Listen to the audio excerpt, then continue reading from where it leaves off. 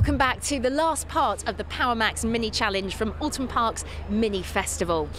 Now, someone who's managed to continuously claw their way back up despite suffering several setbacks this weekend is Grace Williams. Grace, hello.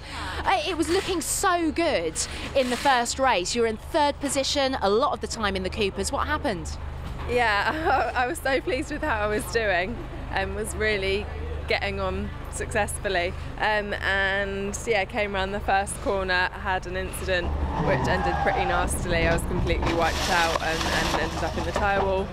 The guys here did a great job. I mean, Peak Performance have a real good team around them now, and they did their best, and I was good to go. The only issue I had continuing on into the second race was the power steering. I didn't have any, so that was a new experience. Yeah. Best of luck to Grace and indeed everyone. Let's go over to Ben Evans now for the final grid of this weekend's Power Max Mini Challenge. Thanks, Michelle. And this is the reverse grid race, so it should be very entertaining, with Hamish Brandon and Neil Newstead sharing the front row. Clear Lawrence Davey and Chris James, then Chris Russell and Chris Knox. In the Cooper class, Mark Wakefield and Matt Hammond. Out front, Shane Stoney with an awful lot to do from 6th place, but he is rarely to be deterred. Away we go then. It's a fast start from Knox, but he's boxed in here behind Lawrence Davey. It's also a good start from Chris Russell as they charge towards Old Hall for the first time.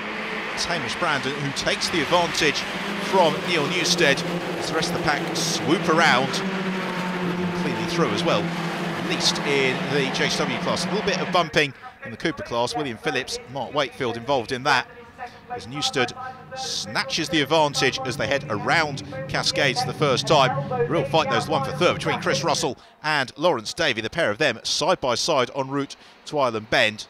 So Newstead leads the way. Hamish Brandon in second. He'll be looking to score a good podium if he can.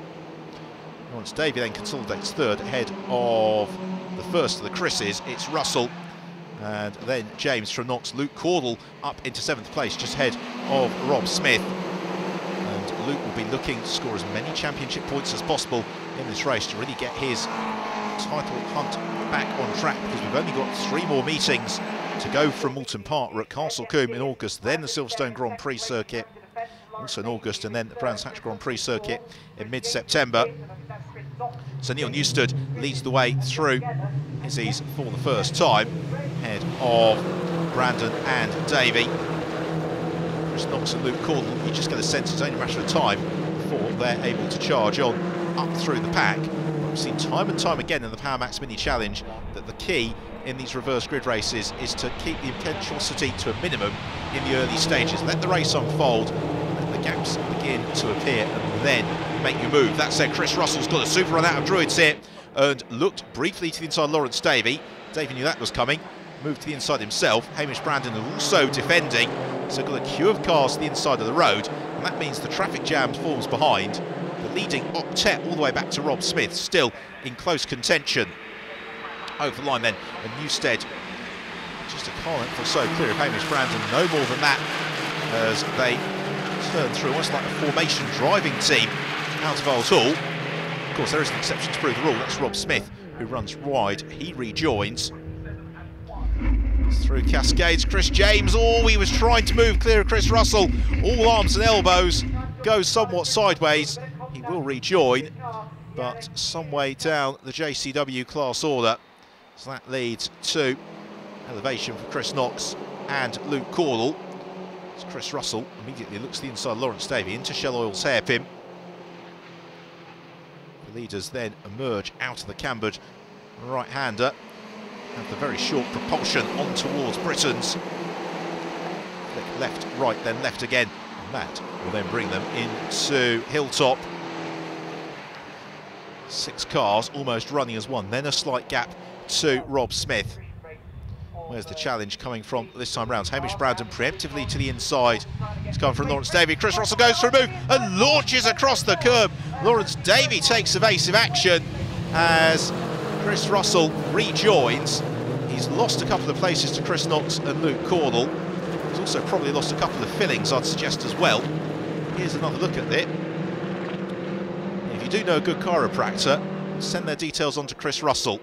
A hefty landing, and one which tested the suspension to the limits. Now the change comes to second place. The pressure pays on Hamish Brandon. He loses out to Lawrence Davey. He may lose out as well in fairly short order to Chris Knox, who carries the momentum out of Lodge Corner up over Deer Leap as they arrive into Oulton. Knox looking for a gap that was barely there, and he goes to the inside of Hamish Brandon, somehow finds the advantage. Meanwhile, William Phillips in the Cooper class has got that man, Shane Stoney, closing up onto his tail. Stoney moving clear of Josh Gollin, and Gollin says, right, let's work in tandem, let's form a slipstream and catch that man Phillips. So William Phillips leads the Cooper class. Shane Stoney lights the blaze in second place, would like to make it a clean sweep once more. Josh Gollin is perfectly comfortable in that plan. He's going to do all he can to aid in the bet. While Henry Dupree picking his way past Mark Paul. Paulie Goulding also in with that group of cars. At the front of the field, though, we've now got a definitive three-car split. Neil Newstead from Chris Knox, and then Luke Caudle as Knox looks to the inside. Neil Newstead as they head into Knickerbrook, and Chris Knox snatches the lead, or does he? They climb up over Clay Hill. They're still side by side. The wing mirror is almost kissing. As they arrive into Druids, and Neil Newstead now gets his nose in front. What a brilliant scrap between the pair of them. Luke Caudle all the while doing what Luke does best, watching, poised, ready to move through in the blink of an eye. And we've still got a fair chunk of this race to unfold, and therefore there's no requirement for Luke Caudle to do anything too dramatic too quickly. At least that's the plan at the moment. So over Deer Leap, past the pits and into Oulton. The change for second place, and Luke Caudle has snuck past Chris Knox. It's now Caudle who's going to take his turn to challenge Neil Newstead. Meanwhile, William Phillips is steadily slipping down the Cooper class order. That's Mark Wakefield who elevates himself past Phillips. Matt Hammond is the next in the queue. So Williams evidently had a bit of a problem. Matt Hammond looking to challenge as they go over Deer Leap. Hammond to the outside into Druids. William Phillips to the inside line. Phillips should be able to hold on because Druids is such a tricky corner. The camber falls away from you just as you clip the apex. You then sort of pick it up again just for the second part of the corner, and then it falls away from you once more.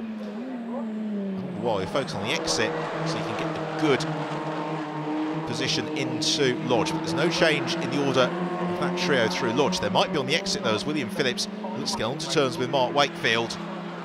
Meanwhile, the leaders are making progress. They are sidling now through the Cooper class runners. Chris Knox has found a way back ahead of Luke Caudle once more, but you could still easily throw a generously sized duvet over the three leaders because it's about 4.5 mini lengths covering 3 cars, and we go into the last lap. And what a finale in prospect. The final lap of the Oulton Park Mini Festival in the Power Max Mini Challenge.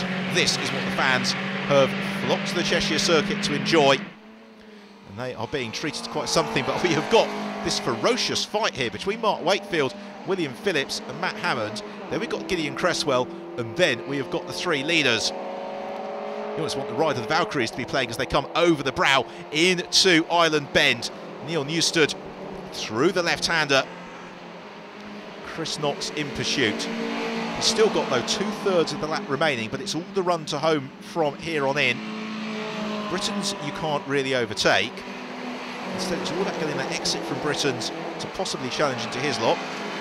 As long as you don't do Chris Russell and launch yourself across the curbs at that point. So they come up over Hilltop. And we've got a problem there for Gideon Cresswell. He is smoking a little bit. We've also got a problem for Luke Caudle, who slows at the back of the picture. So Luke Caudle from 3rd drops out, and contact between Cresswell and Neil Newstead. Contact again, Cresswell onto 2 wheels. Newstead goes sideways, and Chris Knox can't quite capitalise. Busy taking evasive action. Luke Caudle falls off at the top of your picture. Disaster for Caudle. Disaster for Gideon Cresswell. As still William Phillips, Matt Hammond and Mark Wakefield do battle, and contact. Oh, and off into the gravel trap goes Mark Wakefield. William Phillips gets promoted through all of that. This the fight for third place in the Cooper class, and the leaders are arriving onto the scene as well. We've got just one corner to go, and quite frankly, anything could happen. Chris Knox goes sideways on the brakes, trying to overhaul Neil Newstead, and it means that up the inside, Lawrence Davey finds the space as Knox bumps and bores across the grass. They charge over Deer Leap on towards the checkered flag, and it is victory just for Neil Newstead. Second place to Lawrence Davey, and third place for Chris Knox. And I am struggling to think of a more dramatic last lap in any class of racing that we have seen in the 2014 season. So look then at the final results. Victory for Neil Newstead, second place Lawrence Davey, third place Chris Knox from Hamish Brandon and Rob Smith. Wretched luck for Luke Caudle for that late retirement. Shane Stoney sweeping the Cooper class from Josh Gollin, and William Phillips completing the podium after that manic last lap. So trophy, handshakes and presentations onto the top step of the rostrum for Neil Newstead. Time for the champagne on the rostrum. His first win. Absolutely amazing race. I had a flying start, held the corner into turn one, and then I pulled away. I see Chris Knox come through the pack. He was catching me very quickly, but there's no way I was going to let him past. I just had to hold position. I knew I had the time in the car. The car performed absolutely amazing, and then to come across that line P1, absolutely fantastic. Very happy. So in terms of the championship then, leaving Oulton Park, Chris Knox leads the JCW class from Neil Newstead and Lawrence Davey. Luke Caudle sliced to fourth after that disappointing weekend. Shane Stoney, meanwhile, dominates the Cooper class from Josh Gollin and Ricky Page. What a day of action. Admittedly, not the most successful of weekends for Luke Caudle, but Chris Knox taking 2 wins and the championship lead, and a storming finish there for Neil Newstead in the final race. Possibly the best race so far this season. That's it from Oulton Park. Don't forget, you can keep up to date with all things Mini Challenge on our website, also on our Facebook page, and of course Twitter. In the meantime, take care of yourselves. We'll see you for round 5 at Castle Combe.